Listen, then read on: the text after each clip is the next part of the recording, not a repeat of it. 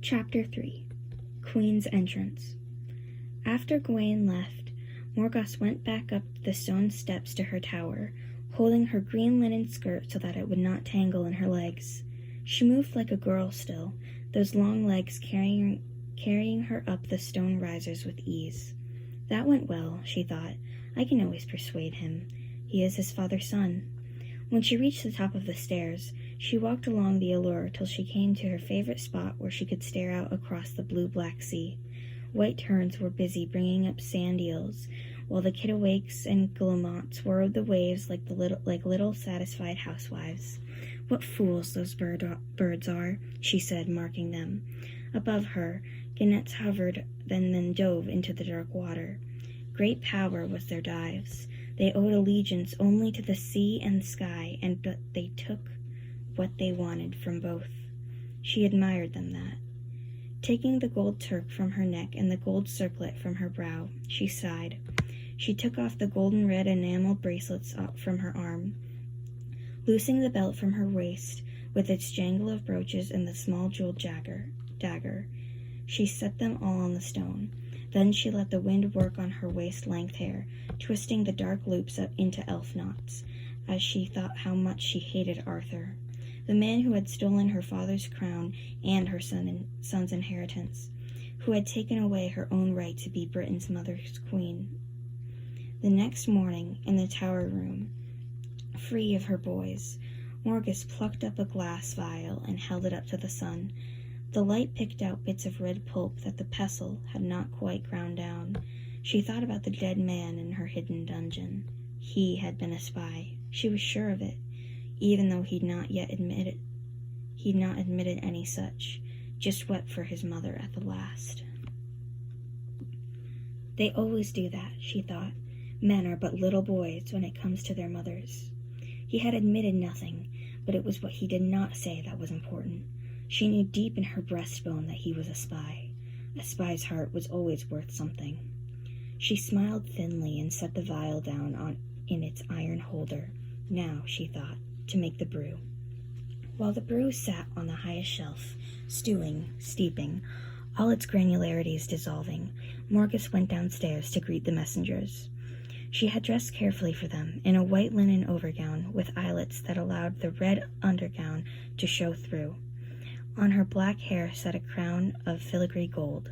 The turk and circlet were brilliantly shined, and she'd added 4 large stoned rings to her fingers. Her sons were off under Hwyl's stewardship to gather birds' eggs from the cliffs, something they enjoyed and that would keep them away for hours, even overnight if Hwyl could manage it. As Morgus descended from the stone stairs, she thought about the men awaiting her. Messengers from all the little kings and lords and lairds and chieftains of the north, come to her bidding. She'd let them stew and steep as well, in the great hall. Wine and meats and cheeses had been provided, and piss-pots too. But the doors had been barred on the outside, so the men couldn't leave. It was a lesson in queenship, so they'd know who was in command here. When she arrived at the doors to the great hall, her guards greeted her stone-faced. Nodding at him, Morgus waited for the doors to be opened, never for a moment showing her annoyance at how long it took. Finally, the doors gaped wide open, and she stepped forward. Entrance, she thought, or entrance. She meant to cast a spell upon them all. The messengers looked up as one from their food, except for a single man in the far dark corner using the pot. The small-boned, gold-crowned woman in white seemed to glow with beauty. Her streams of black hair, her dark sea-colored eyes, all added to her mystery. She did, in fact, entrance. "My men," she said, opening her arms as if to gather them in. They bowed their heads. She moved as if without effort, till she was sitting on the throne at the west end of the hall. It was the warmest spot in the huge room, being close to the fire.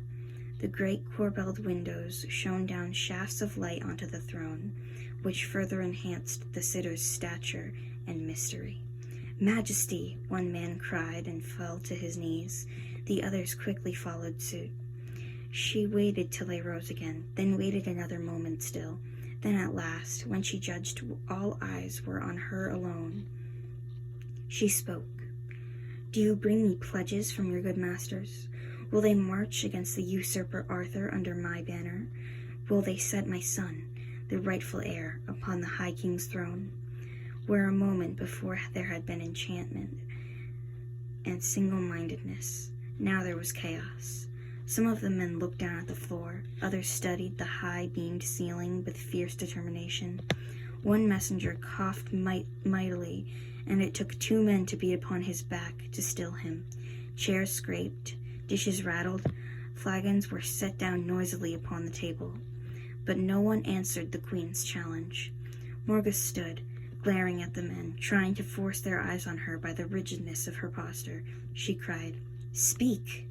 For nearly a minute there was utter silence in the hall. Then one man cleared his throat. Morgus turned to him. "You," she said, and pointed. "Come here to me." Reluctantly, he moved forward till he was right in front of her. Even more reluctantly, he raised his head till his eyes met hers. "What does your master say?" She was cold and hot at once. Fury and sorrow and something else warred beneath her breast. Perhaps it was fear. The man looked away. He spoke to the far wall. "Majesty, my master says that as long as Arthur is under the Black Mage's protection, as long as he is first in battle and surrounded by those who love and honor him, we cannot rise against him." "So says my master as well," cried someone from the crowd. "And mine." Their voices, like an ocean wave, broke against her small, white-clad body. Fury won the war beneath her breast. "Fools," she said, her voice rising slowly till the hall seemed filled with it. "Running dogs of pooling, pustulant masters. Go back to them and say that I, the North Witch, Queen of Orkneys and beyond, daughter of Duke Gorlois and Igraine, who was after-wife of Uther Pendragon, himself the High King, will myself rid this land of the usurper Arthur, and I will do it permanently. Then I will set one of my own sons upon the throne with my own hands. After, I shall deal with all of you as you deserve." She held up 2 fingers, and the men seemed to cower before her, feeling the magic as dogs do whips. She glared at them. "Arthur will die, and you after." The guards threw open the doors, and the messengers ran out, pushing and stumbling and fighting with one another to be first outside. Last was the man who'd been at the pot when she arrived. Smiling thinly, Morgus held 3 fingers up and said something under her breath. The man dropped to all fours and, howling, galloped away, looking more and more like a whipped hound the farther he got from the hall. Suddenly she clutched her stomach. "I should not have done that last," she thought. "It was an indulgence. I shall pay for it tonight."